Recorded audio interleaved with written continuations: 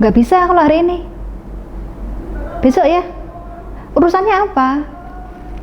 Oh, tentang kemarin ya, tentang komplain nilai itu ya. Nggak masalah. Tapi,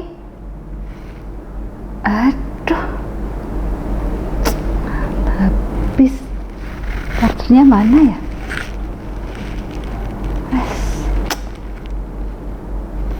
Assalamualaikum. Ya, hari ini kita akan belajar mengenai ini tadi. Ya, Anda lihat. Ini HP-nya bagus. Gambar apel keruak itu ya. Apalagi kalau durian yang kepotong itu kan masih lebih luar biasa. Bukan masalah HP-nya, bukan masalah casing. Tapi kenapa? Ketika HP ini sudah tidak punya baterai, HP ini tidak punya daya untuk kita gunakan. Buat apa? Ya, buat apa? Nggak kepake lagi itu meskipun dia menggunakan HP yang bagus. Ya, kenapa? Ya dia butuh cas, butuh tambahan daya lagi. Ya, sama dengan manusia. Ya, manusia dengan selevel apapun, dengan potensi yang dia miliki, dengan gelar yang sederet, Anda yang luar biasa itu kan ya. Mahasiswa tempat kita itu kan masa yang luar biasa dengan potensi yang luar biasa, ya, dengan kemampuan yang luar biasa itu kan. Tapi suatu ketika dia akan kehilangan baterai. Sama halnya seperti HP ini tadi itu kan ya. Ada waktu di mana dia selalu digunakan, kemudian baterainya habis, tidak bisa digunakan lagi. Dia perlu cas. Begitu juga dengan manusia. Ya. Manusia juga butuh dicas, diisi baterainya. Dalam hal ini kita bicara mengenai pelatihan, training and development.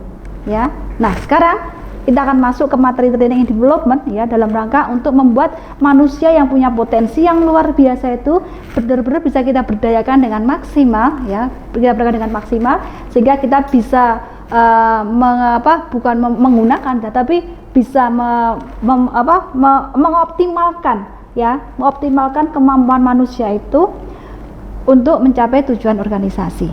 Oke, jadi hari ini kita akan bicara mengenai training and development. Ya, training and development ini adalah bagian dari materi pengelolaan SDM ya.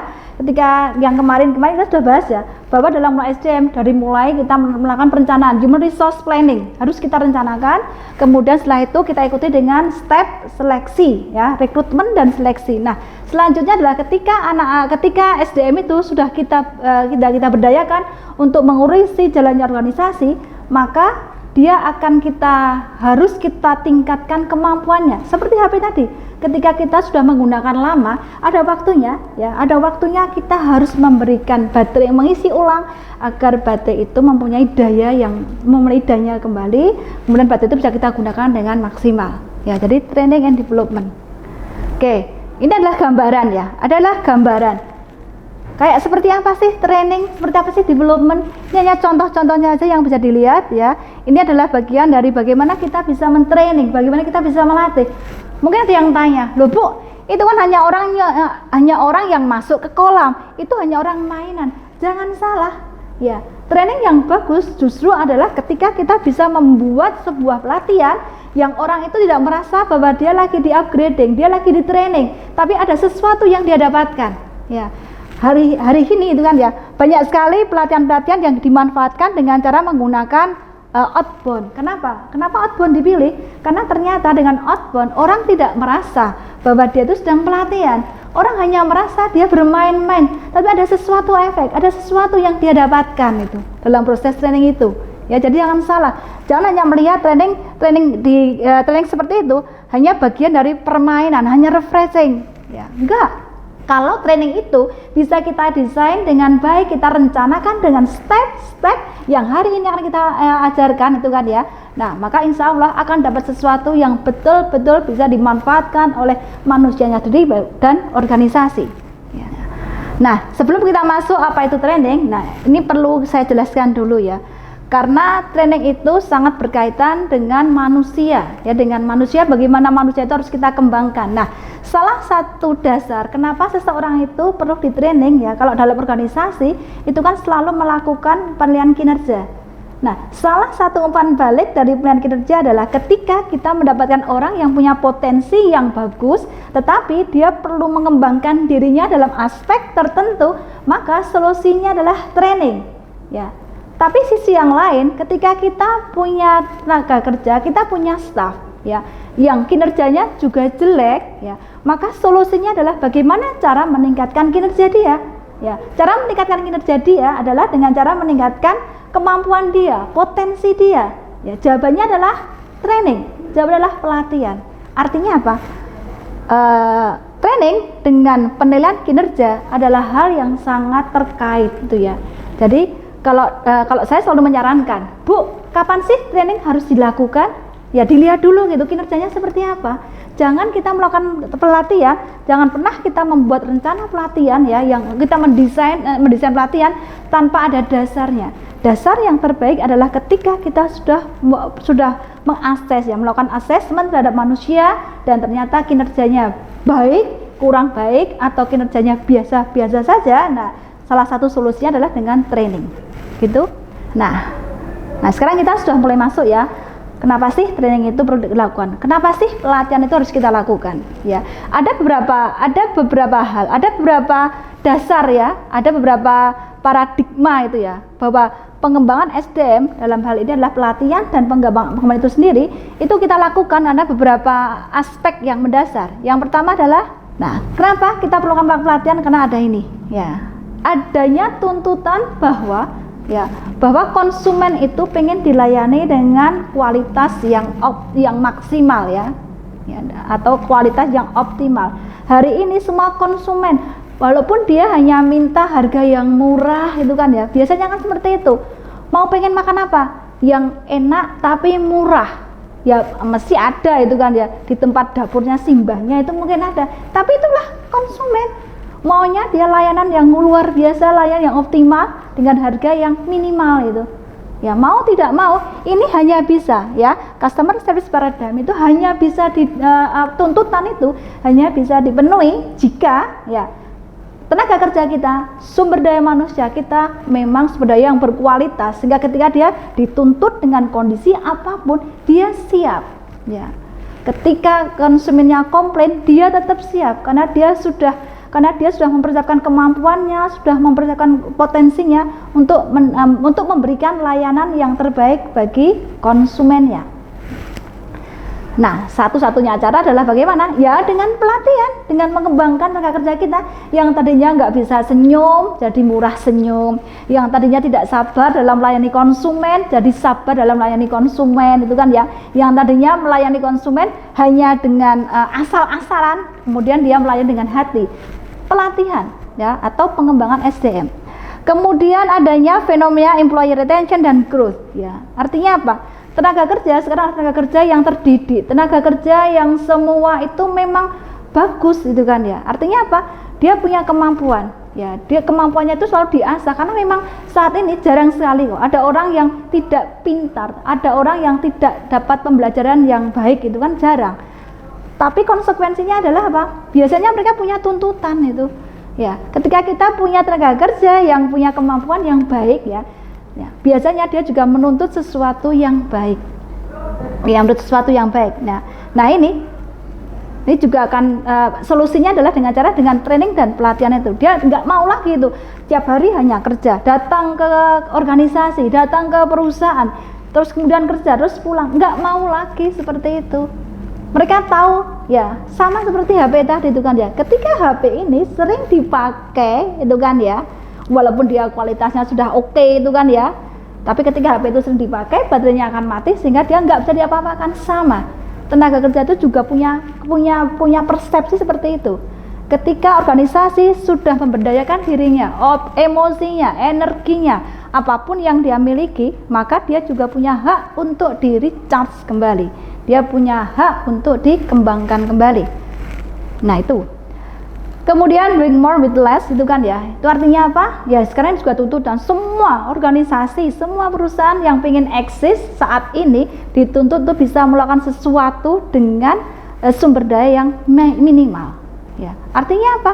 Ya seminimal mungkin sumber dayanya, tapi bisa menghasilkan sesuatu yang optimal itu. Nah hanya bisa dilakukan jika sumber daya manusia, tenaga kerja organisasi itu mempunyai kemampuan yang luar biasa. Untuk bisa seperti itu, jawabannya adalah pengembangan SDM. Dan terakhir adalah, ini adalah paradigma yang selama ini selalu muncul itu kan, tidak kemudian muncul baru hari-hari ini, enggak, tentang kualitas dan produktivitas. Itu tuntutan dari zaman ke zaman. Semua orang ingin selalu mendapatkan sesuatu yang berkualitas, ya. Dan kualitas yang tidak bisa, dan kualitas ini ya tidak bisa dilepaskan dari kualitas SDM-nya. Ketika SDM kita berkualitas, maka insya Allah semua hal yang dia lakukan, produk yang dia hasilkan, jasa yang dia keluarkan, insya Allah juga akan berkualitas. Jawabannya lagi pengembangan SDM. Nah, itu tadi adalah beberapa hal itu kan ya. Nah, artinya apa? Sebenarnya pelatihan dan pengembangan SDM itu akan menjurus kepada performance ya. Artinya apa? Fokusnya memang kepada kinerja. Bagaimana kita meningkatkan kinerja dari SDM kita, bagaimana kita meningkatkan kinerja organisasi ya, itu sebenarnya adalah fokus dari training and development. Jadi jangan salah bahwa training dan development itu karena adanya kinerja yang jelek, tidak.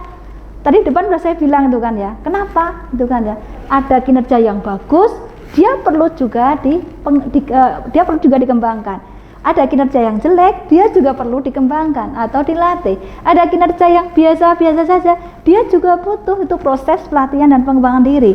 Artinya apa? Fokus pada kinerja. Mau yang bagus, mau yang jelek, mau yang luar biasa, mau yang kurang luar biasa itu. Ya, itu adalah training and development. Nah, sekarang kita harus menyamakan. Kadang-kadang orang mengatakan, Bu, kenapa sih pelatihan dan pengembangan itu harus dijadikan sesuatu yang berbeda? Karena sebenarnya punya perbedaan konsep yang cukup signifikan itu ya. Pelatihan dan pengembangan merupakan investasi aset, jelas ya. Nah, kenapa aset? Kenapa itu investasi? Mungkin ada yang tanya? Apa jawabannya? Oh, bukan seperti itu. Ya, bagus, tapi kayaknya bukan seperti itu. Yang lain? Kenapa? Jawabannya? Iya, betul ya. Investasi. Pelatihan itu juga pelatihan adalah aset ya. Pelatihan itu investasi. Jangan punya persepsi bahwa pelatihan itu hanya sekedar kalau investasi itu hanya kita punya uang terus kita tanamkan di bank. Kita punya uang, kita belikan HP. Investasi dalam organisasi selain investasi dalam bentuk aset, investasi di perbankan atau di keuangan, investasi di SDM adalah investasi yang luar biasa susahnya. Kenapa kok susah? Coba jawab, kenapa kok susah? Kalau Anda investasi dalam bentuk aset, bisa dilihat? Betul, bisa. Contohnya apa? Iya benar, HP Anda itu kan investasi, ya kan? Bisa dilihat, bisa. Kemana-mana gaya itu kan ya. Walaupun nggak ada yang telepon, Anda bisa telepon karena HP Anda bagus, itu investasi itu. Nah, mobil, motor, investasi aset bisa dilihat, ya kan? Terus apa lagi? Iya, investasi dalam bentuk uang, jelas, ya kan? Tapi itu kan nggak bisa dilihat, cuman tahu itu kan ya. Ketika biasanya itu yang bisa melihat adalah orang-orang pajak, karena Anda harus menghitung pajaknya. Anda akan ketahuan mau investasi di manapun perbankan akan ketahuan itu, ya. Tapi artinya apa? Itu dua investasi yang memang kelihatan, ya. Hasilnya kelihatan langsung. Dengan HP Anda akan kelihatan kerennya itu kan ya. Nah, orang beli HP karena gambar ini itu kan ya karena kerennya. Yang kedua karena image. Kalau beli kayak gini kan kelihatan kerennya, kelihatan gantengnya, kelihatan cakepnya itu. Nah, orang nyimpan uang di bank dapat hasilnya apa? Betul, dia dapat apa? Dapat keuntungan dengan tingkat keuntungan jelas kelihatan itu. Anda deposito akan dapat keuntungan, tingkat keuntungan ketika jatuh tempo. Nah, sekarang pertanyaannya adalah investasi aset dalam bentuk manusia, dapatnya apa? Coba dipikir. Anda sekarang lagi kuliah, termasuk investasi itu kan? Iya, betul. Investasi juga itu. Ya kan? Berapa sebenarnya? Biaya kuliah Anda udah pernah dihitung belum? Oke lah, kalau sekarang mungkin Anda nggak ngitung belum itu ya. Dari mulai Anda TK, dari PAUD, berapa uang yang dikumpulkan oleh orang tua? SMA berapa? Ketika Anda sekarang di UMY, berapa juta, berapa puluh juta uang yang harus di-saving oleh orang tua Anda, yang harus disiapkan oleh orang tua sampai Anda nanti selesai. Coba, berapa juta? 10 juta? Lebih? 50? ratusan itu kan ya. Dari mulai Anda TK sampai sekarang, berapa juta investasi yang harus disiapkan oleh orang tua. Pertanyaannya, orang tua dapat apa? Ijazah. Ijazah buat apa? Orang tua dapat apa coba sekarang dipikir? Dapat apa, Mas? Oh, kepintaran. Memang orang tua butuh kepintaran Anda? Oh, enggak. Dapat apa? Ijazah. Tadi udah dibahas ya. Buat apa orang tua itu kalau ijazah? Anda ijazah buat Anda sendiri. Orang tua nggak butuh ijazah. Ya. Nah, itu yang akan kita bahas. Investasi aset dalam bentuk manusia itu besar biayanya, tetapi hasilnya tidak tahu kapan dan bentuknya apa.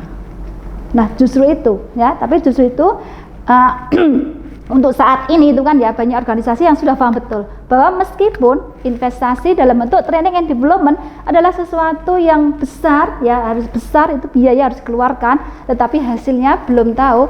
Tapi alhamdulillah, karena berbagai macam tadi yang di depan saya katakan, bahwa mereka sudah paham betul bahwa investasi dalam bentuk training and development adalah sesuatu hal yang harus dilakukan demi kinerja yang lebih baik ya.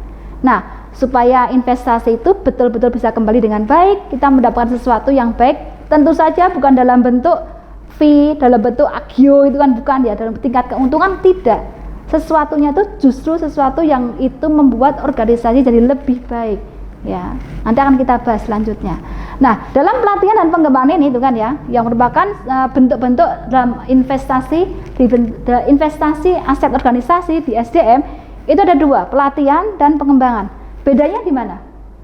Ya, ketika Anda ya kemarin kan Anda Anda kan sudah ikut bridging itu ya. Itu bridging itu sebenarnya pelatihan atau pengembangan? Apa? Pelatihan. Kenapa kok pelatihan? Karena memang Anda belum pernah ikut bridging. Sudah tuh. Anda diapakan waktu bridging?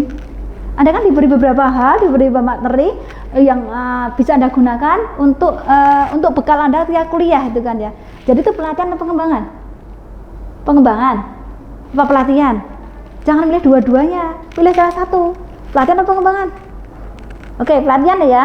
Kita poin. Bridging adalah pelatihan. Nah, kalau Anda kuliah itu pelatihan atau pengembangan? Ayo Mas. Bingung, Mbak? Pelatihan atau pengembangan kalau Anda kuliah itu? Iya benar, pengembangan. Sekarang pertanyaannya, kenapa kalau bridging itu adalah pelatihan, kalau kuliah itu adalah pengembangan? Ya, kembali ke sini. Ya, di situ dikatakan ya, pelatihan adalah proses yang dilalui karyawan untuk memfasilitasi perolehan pengetahuan dan skill yang berlangsung berhubungan dengan pekerjaan saat ini. Artinya apa? Karena Anda adalah posisinya sebagai mahasiswa, Anda butuh bagaimana itu ya, bagaimana menulis yang baik, Anda butuh bagaimana presentasi yang baik, Anda butuh bagaimana buat paper yang baik. Maka di bridging semua dikasih, ya kan? Anda diberi bagaimana berkomunikasi yang baik. Nah, maka bridging benar adalah pelatihan, proses memfasilitasi kemampuan seseorang yang terkait dengan pekerjaan atau posisi saat ini. Itu pelatihan, ya. Sedang perkuliahan itu adalah pengembangan. Kenapa? Karena pengembangan adalah diarahkan pada kepentingan pengembangan karir jangka panjang. Artinya Anda kuliah bukan karena kepentingan Anda saat ini, gitu kan ya. Bukan karena Anda pengen pinter, enggak, ya. Tapi Anda kuliah supaya Anda punya bekal yang bisa Anda pakai untuk mencari pekerjaan di masa yang akan datang. Jadi perkuliahan Anda itu adalah termasuk bagian dari pengembangan. Sedang bridging atau Anda kursus memasak, kursus menjahit, itu adalah bagian dari posisi Anda saat ini itu ya. Itulah bedanya pelatihan dengan pengembangan. Oke, next. Nah, sekarang kita sudah masuk ke training ya, secara konsep itu tadi itu adalah tadi yang di depan adalah penjelasan secara garis besar apa bedanya pelatihan dengan pengembangan. Nah, apa itu training? Adalah usaha terencana yang terencana ya. Lihat, usaha terencana artinya apa? Betul-betul harus kita rencanakan dengan baik, harus kita buat desain dengan matang itu ya. Seperti ya, untuk siapa, kenapa, bagaimana caranya, betul-betul kita desain dengan baik, tidak asal kita lakukan. Usaha terencana yang dilakukan untuk memfasilitasi pembelajaran yang berhubungan dengan kompetensi karyawan. Artinya apa? Usaha yang kita desain 9 rupa dalam rangka untuk meningkatkan potensi atau kompetensi yang dimiliki oleh karyawan. Artinya apa dasarnya? Usaha itu tidak asal. Dasarnya adalah kompetensi, potensi, kemampuan yang dimiliki oleh karyawan. Artinya apa? Ya kita harus lihat dulu. Ya. Kita harus lihat dulu bagaimana kompetensi karyawan, apakah kompetensi seperti apa yang masih kurang, mana yang lebih, mana yang perlu dikembangkan, dan mana yang tidak. Itulah bagian dari proses awal desain pelatihan. Pelatihan ini ya, tujuan pelatihan utama itu ya, seperti yang ada di layar ini saya ambilkan dari beberapa buku. Ya nanti kalau mas-mas dan mbak-mbak yang lagi belajar tentang SDM ini pengen tahu tentang detail tentang pelatihan, bisa dibaca ya di bukunya Gary Dessler, itu dibahas dengan lebih lengkap apa itu pelatihan. Pelatihan adalah membantu karyawan mengembangkan keterampilan yang diperlukan dalam pelaksanaan pekerjaan. Itu kan membantu. Jadi ketika saya sebagai dosen, maka semua hal yang berhubungan dengan ngajar, berhubungan dengan membuat PPT yang bagus, bagaimana membuat video yang bagus, bagaimana kita harus memberikan bagaimana cara mengajar yang bagus, itu pelatihan. Karena posisi saya sebagai seorang pengajar itu kan ini pekerja itu, ya kan. Tapi ketika saya pelatihan, misalkan saya pelatihan memasak, itu juga pelatihan. Bukan sebagai dosen. Kenapa memasak termasuk pelatihan? Kenapa? Ya selain sebagai dosen, saya kan posisinya sebagai ibu rumah tangga. Posisi saya di rumah sebagai ibu rumah tangga, maka saya butuh juga memasak yang baik gitu kan ya. Nah, jadi pelatihan itu jangan kemudian dipersepsikan hanya berhubungan dengan pekerjaan itu kan ya, tapi berhubungan dengan posisi dia. Posisinya sebagai apa? Nah, yang berhubungan dengan posisi itulah pelatihan. Kemudian yang kedua, memberikan kesempatan karyawan untuk belajar dan membangun lingkungan kerja positif yang mendukung strategi bisnis dan menarik mempertahankan karyawan yang memiliki talenta. Jadi ini agak panjang karena banyak itu. Memberikan kesempatan karyawan untuk belajar dan bangun lingkungan kerja yang positif. Artinya apa? Karena dalam proses pelatihan sebenarnya ya, yang ideal adalah proses pelatihan itu panjang, desainnya juga panjang ya, kemudian dia butuh banyak aspek yang harus kita pikirkan. Tidak hanya asal ya pelatihan terus datang, kemudian ada narasumbernya bla bla bla bla selesai pulang. Enggak seperti itu. Pelatihan yang bagus adalah pelatihan yang dididik dengan baik sehingga karyawan itu punya kesempatan belajar dan lingkungan kerja yang positif gitu. Ya. Dan mempertahankan karyawan yang memiliki talenta. Artinya apa? Pelatihan juga bisa dipakai untuk mempertahankan talenta dari karyawan kita itu. Ya. Nah, ini nanti kita akan masuk ke desain ya. Jadi setelah kita tahu itu pelatihan itu apa, kenapa pelatihan itu dilakukan itu kan ya. Ya, gambaran sedikit tentang tujuan dari pelatihan. Maka sekarang kita akan masuk tentang terus bagaimana kita mendesain proses pelatihan supaya proses pelatihan itu bisa betul-betul mencapai yang diinginkan itu kan ya, tidak sia-sia. Karena banyak orang yang menganggap bahwa proses pelatihan itu sia-sia, karena pada dasarnya orang itu ketika pas dilatih dia betul-betul mau berubah. Pas proses pelatihan atau beberapa hari pas pelatihan, dia masih ingat tentang konsep yang harus dia rubah, dia masih ingat tentang perilaku yang seharusnya dia tunjukkan, tapi sejalan dengan waktu kemudian hilang. Sehingga banyak orang kemudian yang menganggap bahwa proses pelatihan adalah proses yang sia-sia, karena dia hanya bisa merubah perilaku orang, dia hanya bisa merubah kognitif seseorang, dia hanya bisa merubah afektif seseorang itu kan ya, dalam jangka waktu pendek. Setelah itu kembali ke selera awal. Nah, itu kenapa terjadi? Coba. Seringkali kan memang seperti itu kan. Anda ikut pelatihan motivasi. Pas dimotivasi pas hari itu juga, wah Anda orang yang paling termotivasi di dunia, matanya berbinar-binar, pengen melakukan pekerjaan yang bagus-bagus. Biasanya sholat di awal waktu, sholat sebelumnya itu kan ya. Sekarang belum adzan pun Anda sudah wudu, sudah gelar tikar, sudah gelar itu, pokoknya motivasinya tinggi. Ya. Ketika ada pekerjaan dari dosennya belum ngajar, Anda sudah belajar, sudah tahu kira-kira apa yang mau diajar oleh dosen, apa tugasnya, bahkan Anda sudah jawab tugas-tugasnya, padahal dosen belum ngajar itu. Kenapa? Karena motivasinya tinggi banget, karena Anda baru dapat proses achievement motivation. Ya. Tapi ketika kondisinya nggak kondusif, hanya Anda melakukan seperti itu, tidak ada teman yang mendukung, tidak ada apresiasi dari keluarga, apakah Anda akan selalu seperti itu? Nah, lama-kelamaan kan Anda akan lama-kelamaan Anda akan kembali ke selera awal. Sholatnya di awal waktu, sholat sebelumnya itu ya. sholat sesudahnya maksud saya. Subuh melakukan sholat di mana? Sebelum duha. Duhur dilakukan awal asar itu kan. Nah itu kenapa? Alasannya kenapa? Itu karena proses pelatihan atau desain pelatihan yang tidak tepat, sehingga ya ada perubahan perilaku tapi tidak bisa bertahan lama. Nah kita berusaha jangan sampai itu kan ya, jangan sampai pelatihan yang kita lakukan, pendidikan pelatihan yang kita lakukan itu sia-sia seperti itu, hanya berubah tapi sedikit ya, karena itu sesuatu yang baik ya kita lakukan dengan maksimal sehingga proses pelatihan itu betul-betul bisa mendekati yang ideal. Nah, seperti apa gambarannya desain proses pelatihan itu? Ini gambaran dari desain pelatihan yang ideal seperti ini. Ya. Jadi memang panjang seperti yang saya jelaskan tadi. Panjang memang proses pelatihan itu, ya. Yang ideal, ya. Nah, kita kan bicara mengenai konsep. Mumpung kita bicara mengenai konsep, ya cari yang ideal, ya. Dimulai dari analisis kebutuhan dan training need assessment itu ya. Training assessment, di situ kita akan ketahuan ya. Kita akan mengetahui sebenarnya pelatihan itu memang dibutuhkan atau tidak. Ya. Misalkan kemarin ya Anda melakukan bridging. Pertanyaan adalah, betulkah maba itu mahasiswa baru itu butuh bridging?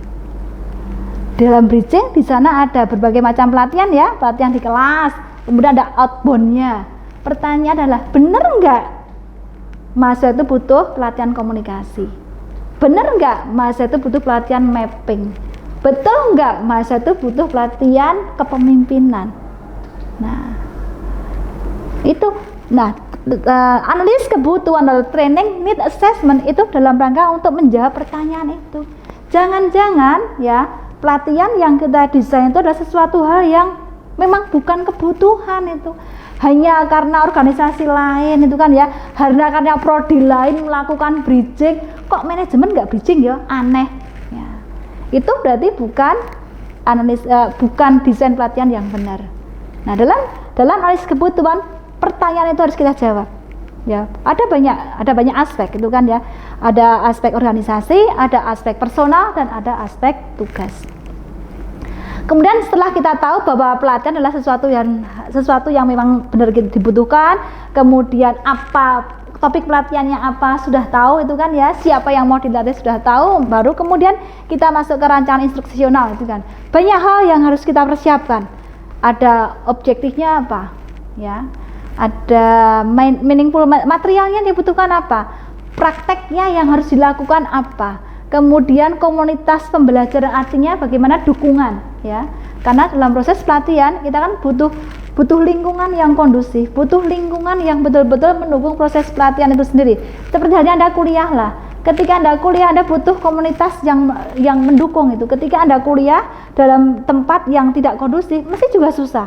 Ketika Anda Anda mengerjakan tugas di kampus dengan di kos, kenapa enak di kampus? Karena di kampus kondusif, di kos nggak kondusif. Nah itu pun dalam proses desain pelatihan itu juga harus kita rencanakan ya. Kemudian sampai seleksi metode trainingnya mau seperti apa. Dalam pemilihan seleksi ya, tadi di dalam rancangan instruksional kan selain ada learning, kemudian modelnya itu artinya seperti apa nanti model-model yang akan kita pakai. Kemudian oh ternyata ada ya, jangan lupa itu ada administrasi, penting. Buat apa? Itu kan buat untuk melihat pencatatan kayak administrasi itu. Jadi kita akan tahu tadi istilahnya gampangnya adalah perekam proses ya. Jadi administrasi dalam setiap pelatihan itu juga perlu kita pertimbangkan supaya kita tahu ada bukti secara tertulis apa yang sudah kita lakukan, kapan kita lakukan, siapa yang ikut, itu semua ada bukti administrasinya. Kemudian terkait dengan seleksi training metode pelatihan ada dua, tradisional sama e-learning. Nah jelas untuk saat ini yang paling memungkinkan adalah pelatihan yang e-learning ya, dengan online, dengan sifat-sifatnya online seperti itu ya. Yang tradisional mungkin akan kita kurangi karena kita harus melakukan social distancing itu kan ya. Nah seperti apa yang tradisional, seperti apa yang learning, nanti di materi-materi selanjutnya atau di buku sudah dibuka ya. Di buku punyanya Gary silahkan dibuka, di situ digambarkan yang tradisional itu seperti apa, kemudian yang e-learning itu seperti apa ya. Untuk saat ini semua itu bisa. Kemudian yang monitoring itu ya, nanti kalau sudah dirancang instruksionalnya, desainnya sudah kita buat, kemudian kita implementasikan, kita jalankan tuh proses pelatihan itu, ya kita jalankan sesuai dengan desainnya. Nah, yang penting lagi di sini adalah monitoring dan evaluasi. Ini yang sering membuat banyak perusahaan itu tidak mendapatkan sesuatu, tidak mendapatkan efek yang diinginkan dari proses pelatihan. Kenapa? Dia lupa untuk melihat ini. Dalam proses desain, monitoring dan evaluasi pun sudah masuk di dalamnya. Bagaimana kita melihat nantinya itu kan ya, bagaimana kita memonitor jalannya pelatihan supaya kita tahu pelatihannya jalan dengan baik atau tidak. Bagaimana kita mengevaluasi hasilnya, itu harus kita lihat juga. Misalkan pelatihan senyum, ya, bagaimana untuk melihat apakah terjadi perubahan seorang itu senyum atau tidak. Nah, apakah saya yang sudah dilatih senyum itu, Bu Isa itu kemarin dilatih pelatihan senyum, ya. Terus untuk melihat apakah pelatihannya efektif atau tidak, bagaimana caranya? Ya senyum Bu, terus diapakan senyumnya? Anda mau mengukur itu. Nah itu adalah proses bagian dari monitoring dan evaluasi. Itu pun harus dilihat itu. Jadi outputnya seperti apa? Ya. Dan terakhir adalah developing evaluation-nya. Bagaimana kita, kalau kita sudah mengetahui, kalau pelatihan tentang senyum, berarti nanti outputnya adalah ya bagaimana seseorang itu yang sudah dilatih senyum itu bisa senyum dengan ikhlas. Ya, kalau senyumnya mungkin bisa kita lihat dari ada standarnya itu kan ya, standar senyum kan 2, 2, 3, 1. Jadi setiap kali kalau Bu Isa itu senyum sudah ditarik ke kanan 2 cm, tarik ke kiri 2 cm, kemudian dia berusaha untuk menantu selama 3 menit itu kan, 3 detik sorry. Nah itu dianggap sudah bagus ya. Pertanyaan adalah senyum dengan baik, senyum dengan ikhlas. Keikhlasan dari mana? Seringkali orang mempunyai tujuan yang terlalu tinggi, senyum dengan ikhlas, layanan dengan hati. Pertanyaannya mengukurnya seperti apa? Itu juga harus dimasukkan dalam proses desain pelatihan yang ideal. Ya, oke? Itu semua adalah gambaran bagaimana kita membuat desain pelatihan sehingga proses pelatihan yang ingin dijalankan organisasi mendapatkan sesuatu yang optimal. Ya, untuk sementara itu dulu. Detailnya bisa dibaca di buku Gary Dessler, chapter pelatihan dan pengembangan SDM. Oke, dari saya cukup sekian. Assalamualaikum warahmatullahi wabarakatuh.